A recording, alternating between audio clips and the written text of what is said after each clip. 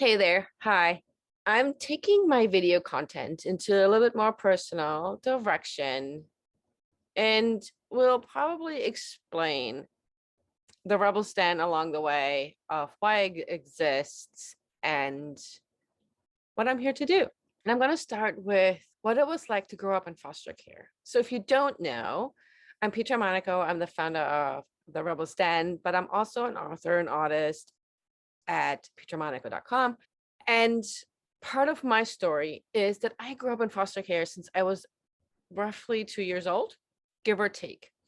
Now, I don't know all of the details of why that transpired. I do know that my father chose to work and chose his alcohol over as kids. I have a younger brother, and that my mom just couldn't for her own reasons. I'm not here to belittle my parents or call them names or make them feel bad in any way. I'm just trying to share my story. And part of that is acknowledging that my parents couldn't raise me or wouldn't raise me for their own story, reasons, and things they had going on. So, what it was like growing up in foster care? The first thing I remember is that my first foster home that we were in was for mentally and physically disabled children.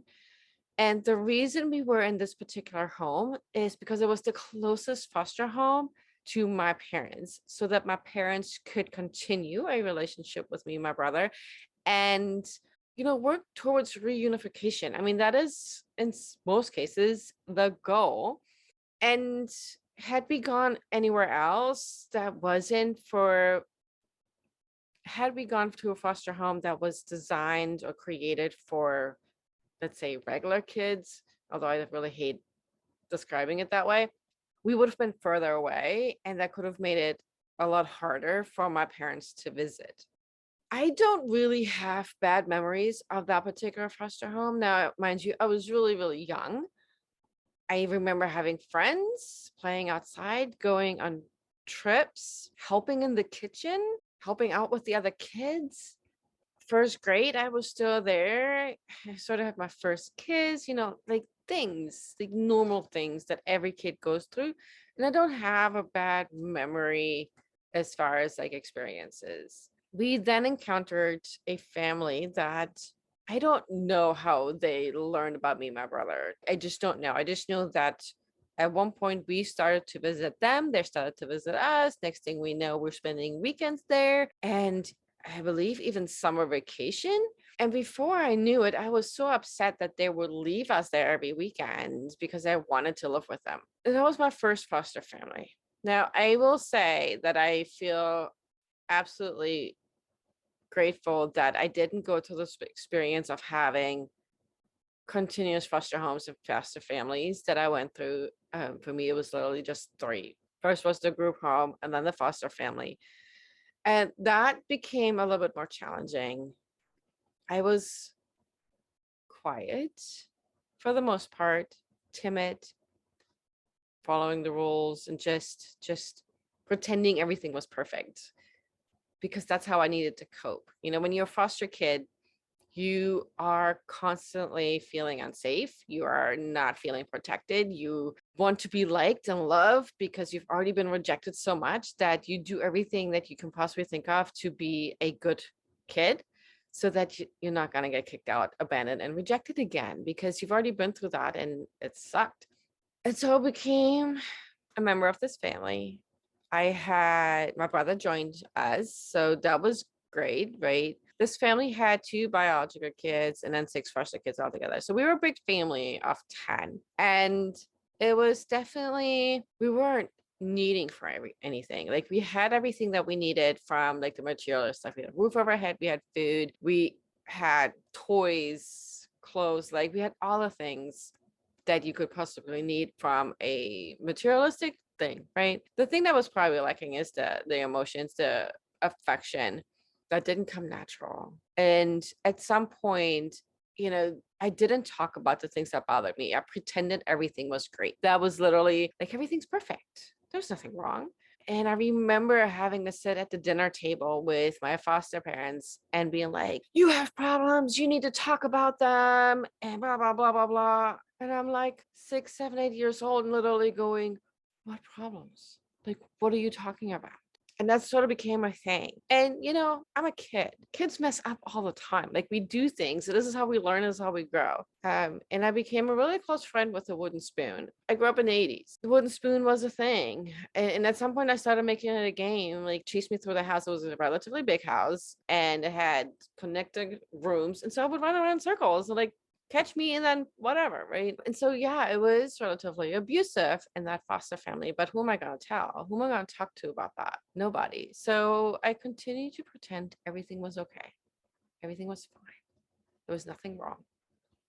Because I honestly couldn't even tell you what might have been wrong. Like, I didn't know how to name that I don't feel loved. I didn't know how to name all the things that I've experienced. And going to therapy just wasn't, it didn't seem to be a thing. Like, I didn't know that existed until I was much older. And it was never offered and it was never created or encouraged. I don't know. I feel like this was like across countries because I grew up in Germany and not in the States. And I hear this from a lot of Americans here. They're like, yeah, therapy in the 80s was not a thing. So I feel like that was in a lot of countries, maybe, that going to therapy was bad. But in reality, that could have probably saved me a lot of heartache along the way. But so I lived in this family, and then again, we had vacations. We went trips every Sunday. Well, maybe not every Sunday, but Sundays we went on like hikes and walks, and then went out to dinner and stuff like that.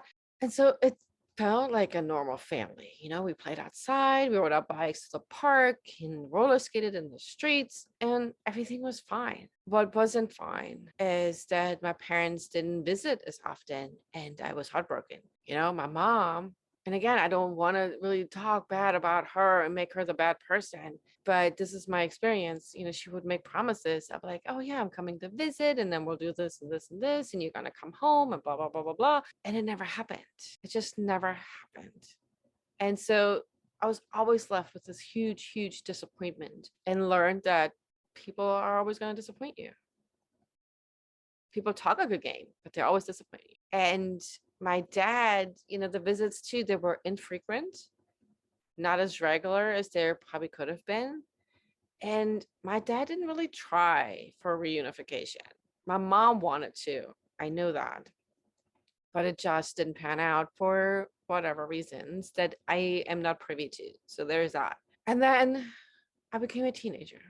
And teenagers do things that, you know, people say aren't okay, but teenagers are going to do. We're going to explore. We're going to experiment. We're going to try things. We're going to push boundaries. Like, I feel like as a mom who's raised a few kids through teenage years, that's their job. And so, I was hanging out with friends and I tried my first cigarette. I tried my first alcohol. Didn't really care for any of it. And it was at the same time I was keeping a diary. And unbeknownst to me at that time, my foster mom was reading my diary. The way I found out is that she read marked inside my diary.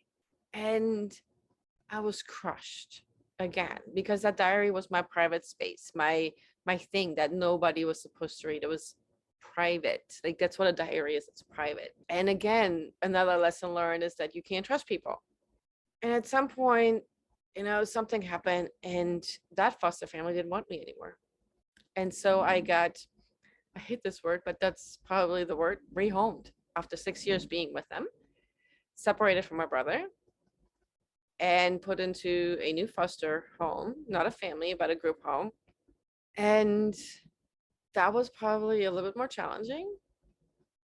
But that good kid that was living in the foster family that usually minded the rules all of the time stopped to exist. I definitely was all about, hey, like me, hey, be my friends, right? Because I just wanted to be accepted. I just wanted to be liked. And that meant doing the things that were not okay at 13. And that is getting high, that is getting drunk, that is having sex. And that was my life for a while. sure, I had a roof over my head. And again, there were vacations. We went on 3 weeks vacations to Sweden one year. We went camping in the middle of the woods there, and lived sort of off the grid for 3 weeks. We went to Austria. Like, we did things. We went roller skating. Like, we did fun activities on the weekends, as groups. Like, because not everyone went home every weekend. Like, kids that had the opportunity to go home to be with their family could do so as long as it was approved. I didn't have that luxury for a really long time. In fact, I had lost contact with my dad for several years. And I believe now, from my understanding of having to reconnect with one of my foster sisters, is that the big part of that was the foster family, creating that divide between me and my parents. There was conversation, I think, at some point of being adopted by this foster family, and it never went through because my dad didn't agree or something. Like, I don't know all of the details, but that was part of it. And so I didn't have visitors for a really long time. I couldn't go anywhere for a really long time. Like, I was stuck in this group home every weekend, watching everybody else to go home with their parents or other family members. And that was hard to watch, jealous at times, really sad. And all I cared about was to be liked. I just wanted to be liked and fit in. And so I found a circle that accepted me for me, and that meant to do things that weren't okay at 13, 14, or 15. Again, getting high, drinking all the time, having sex. And I hated the rules. I hated everything about my life. I started to hate myself, and alcohol became the thing that was going to kill me. I actually didn't know I was suicidal until much, much later. Self-destructive is more of the word, though. And I ran away. Like, I ran away every weekend to be with a much, much older guy. I ran away for 3 weeks one time, ended up at this guy's who was probably double my age. I was like 14. He was probably well into his 20s, staying at his studio apartment where he and his dad lived, and his dad was, gosh, well into his 60s. And I lived there for like 3 weeks. Didn't leave their apartment ever. And his dad tried to take advantage of me, and I refused. And so they called the cops because I didn't put out with the 60-year-old man. At this point, I had already been abused that I didn't realize, because you block memories when you're a kid. It's a survival thing. You block things out until you're ready to heal and address things.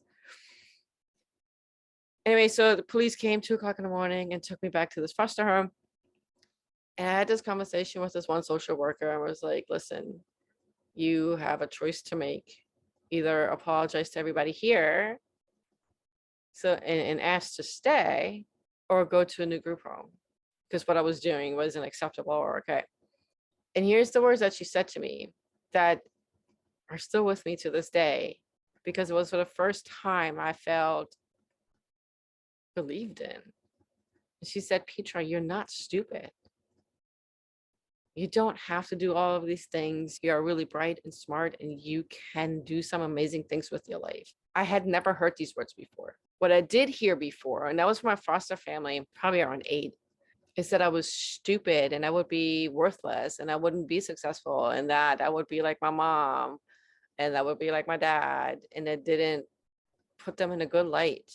Those are the words that I remembered, I've heard all the time. And so that was the first time that somebody actually said something quite positive about me. And I carry that with me still to this day.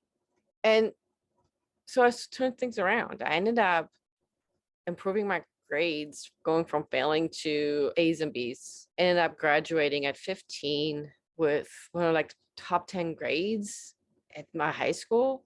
And yeah, I wasn't stupid. Now, it didn't really click again. Like, there's a lot of stuff I had to heal to recognize that, oh yeah, I'm not stupid. And I started working right after high school. I wanted to be a veterinarian assistant because, animals, they love you unconditionally.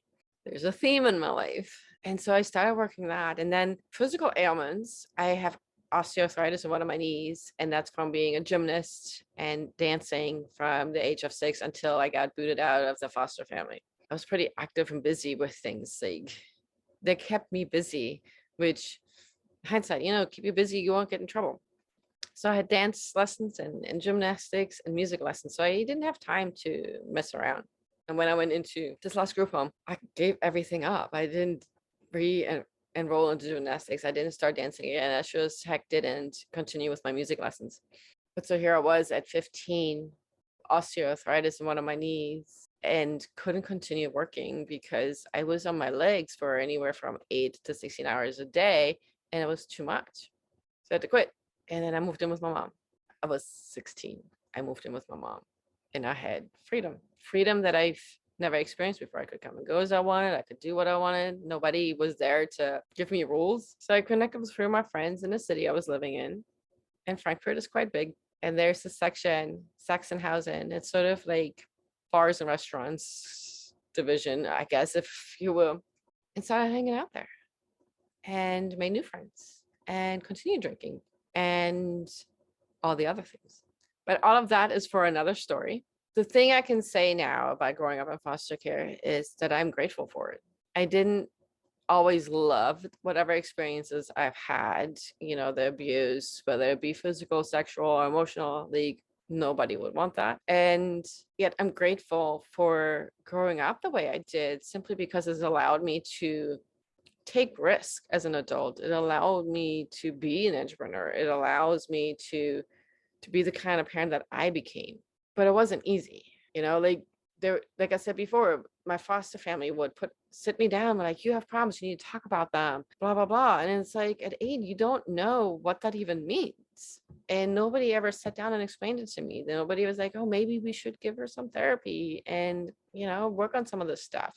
No, it wasn't easy. But I also recognize that my upbringing in foster care hasn't been as bad as other kids growing up in foster care. It was hard. It was still hard because there was no love. There was no affection. There was no safety. I've never felt safe. I've never felt secure in where I was or even in my own being. I always had to fight for affection. I always had to fight for being liked and respected.